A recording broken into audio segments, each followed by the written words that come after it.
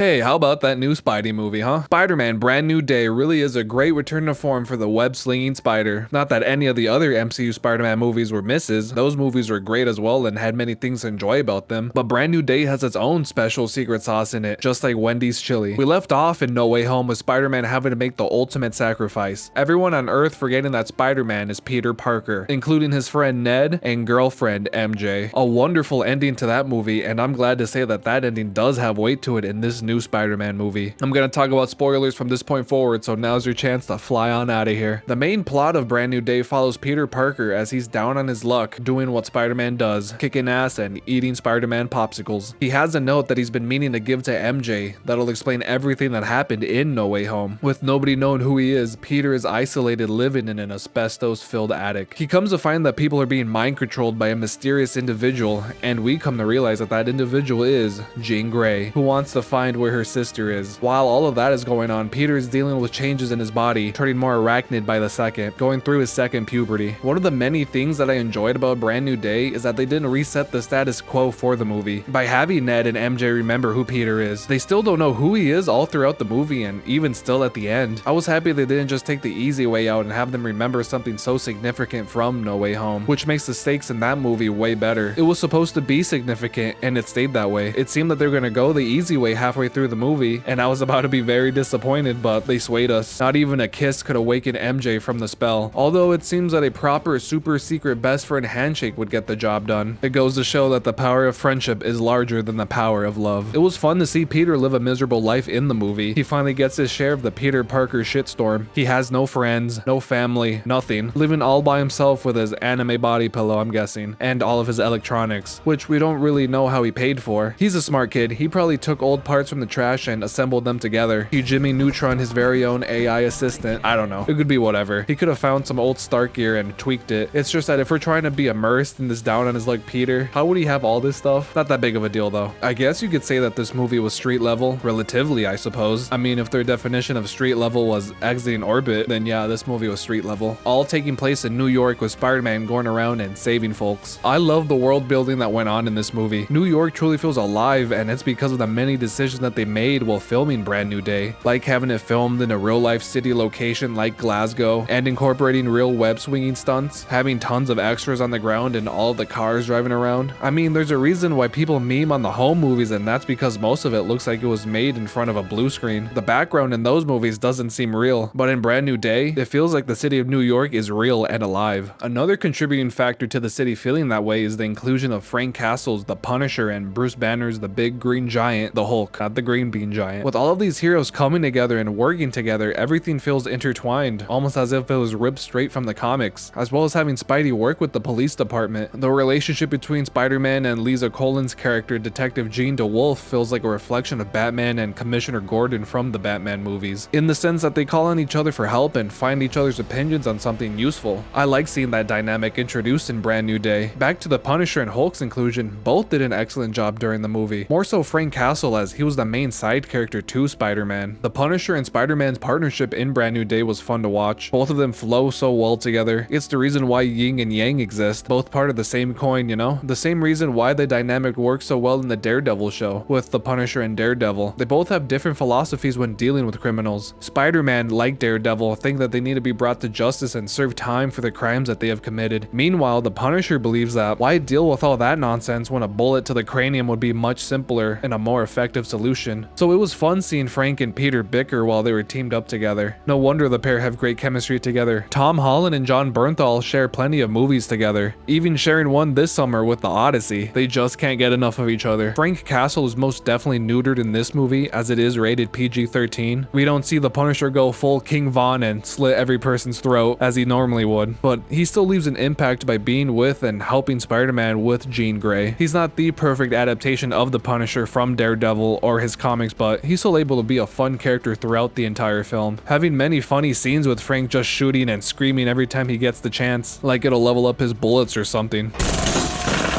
not really caring that he's practically shooting Nerf bullets at the Hulk, or when he's grunting alone in the hospital in a Spider-Man mask to give Peter the chance to leave. It adds humor to this dark character. I appreciated the scene after Frank shoots Peter with a Barrett 50 cal from Modern Warfare 2, where he brings him to the hospital, reminiscent of that one Civil War comic panel. Beautiful stuff right there. I enjoyed the Hulk's addition to Brand New Day, even if he wasn't in the movie as much as I would have wanted him to be. We see Bruce Banner as a professor in a college giving lessons, notably in his human form. Peter speaks with Banner if there's a way to mitigate the transformation that is going on in his body. The scene playing out like that Oppenheimer and Albert Einstein scene in that movie, with Bruce warning what could happen if someone were able to build a chip that can control a super-powered person's powers. Goddamn, the triple P's. And of course, Peter builds it for himself to help control his Spidey powers as they're getting out of control. It's very interesting that Peter is the one to build the tech that is certainly going to come back and control mutants in the Mutant Saga. That's the last scene we get of Peter and Bruce talking in human form, as in the next time they meet each other, they're going to be fighting as Spider-Man and the Hulk, during which having an incredible fight with each other, being probably my favorite scene in Brand New Day. I was delighted to see them go at it. It was a long time coming, having some great shots all throughout the fight, such as the hallway scene with Spider-Man running through the camera as it spins around, shooting webs to try and stop the big green monster, or when they're both flying out of the building and Spider-Man's maneuvering through the broken rubble to land a punch on the Hulk. Quickly, leaving a like and subscribing would mean a lot to this jolly green giant impersonator. Thanks. I don't know how I feel about the end of the fight with the Hulk retreating like that. Remember that the Hulk doesn't like it when others think he's just Bruce Banner. In fact, he gets more angry and people call him Bruce, so I would have liked it more if they played further into that angle, rather than Peter calling on Bruce to stop because they're friends. I suppose you could say that the Hulk remembers who Peter is because of him saying that and lets him go, even though I don't think the two have ever met before. Regardless, I think my way would have left more of an impact. Let's talk about the villain for the Spider-Man movie, Jean Grey, played by Sadie Sink. It's an interesting inclusion, I'd say, to have Jean Grey be the main villain for a Spider-Man movie, but she works well in the film. Sadie Sink did a quite good job as Jean, having some nice emotional scenes like when her sister gets kidnapped or when she realizes that her sister has been killed. It's kind of odd to have Jean Grey play a Spider-Man villain since both of them aren't really together all too much in the comics, but it makes total sense in the eyes of Marvel, as what better movie to introduce a major X-Men character than a movie that is undoubtedly going to reach $1 billion+.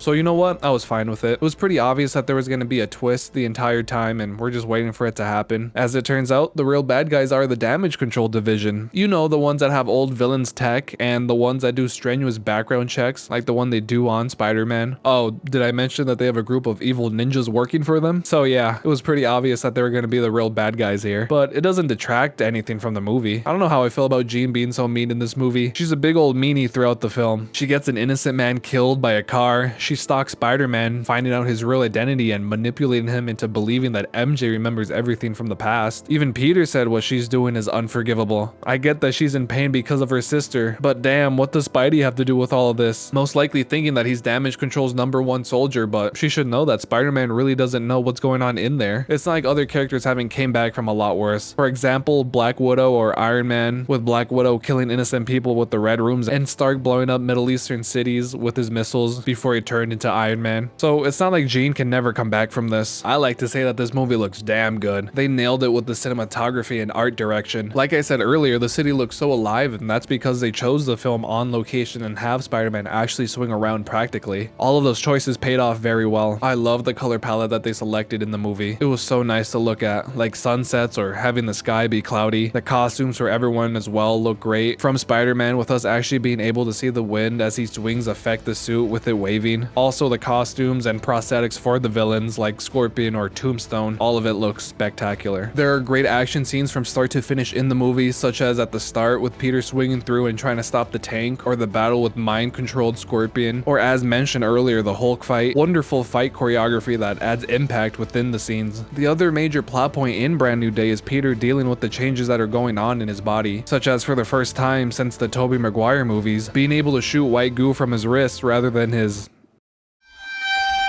web shooter gadget. Come on now. Peter's waking up in a cocoon of his own webs, and more importantly, he's growing more feral as his powers are making him more violent and giving him more sensitivity to the world around him. The movie doesn't really explain why he's going through all of this, simply saying that that's what happens when Peter spends too much time in isolation. I would have liked it if they just said he's turned into the Man-Spider instead of Spider-Man, like in that TV episode, whereas the Man-Spider is Spider-Man's final stage of genetic mutation. I saw a theory that the reason Peter is going through all of these changes is because the symbiote finally got to him. Remember that from the end credits of No Way Home? Probably not, because I forgot it as well. I like that theory, and it might be the case. The movie didn't give us the real reason he's going through it, and it was just weird that they didn't explain it. Like all things in life, especially Marvel movies, the film isn't perfect. What the hell was the Hand doing in this movie? Like, they were here pretty much for no good reason other than the writers thinking, who do we have that would look good in this new Spider-Man movie? Then someone saying, how about those red ninjas?